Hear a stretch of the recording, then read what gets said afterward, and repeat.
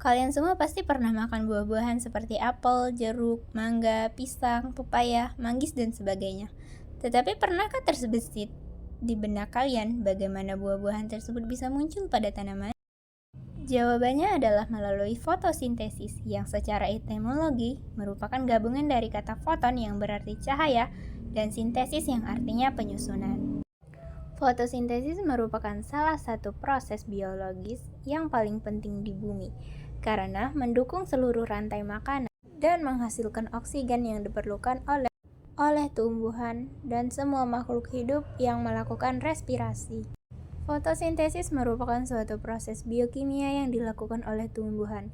Tujuan dari proses ini adalah untuk mengubah energi matahari menjadi energi kimia, yang kemudian disimpan dalam bentuk glukosa atau gula. Fotosintesis adalah proses pengubahan senyawa air H2O dan karbon dioksida CO2 dibantu oleh cahaya matahari yang diserap oleh klorofil sehingga menghasilkan senyawa glukosa dengan rumus kimia C6H12O6. Glukosa yang dihasilkan selain digunakan langsung oleh tumbuhan juga akan disimpan dalam bentuk makanan atau buah pada tumbuhan. Fotosintesis secara spesifik sebenarnya tidak hanya dipengaruhi oleh karbon dioksida atau CO2, air, H2O, dan cahaya matahari. Tetapi walaupun begitu, tetap yang menjadi faktor utama fotosintesis agar dapat berlangsung adalah karbon dioksida, air, dan cahaya matahari. Tetapi juga ada faktor lain seperti suhu, umur daun, tahap pertumbuhan tanaman, translokasi karbohidrat, dan kadar fotosintesis. Dalam fotosintesis terdapat dua reaksi, yaitu reaksi terang dan reaksi gelap atau siklus Kelvin-Benson.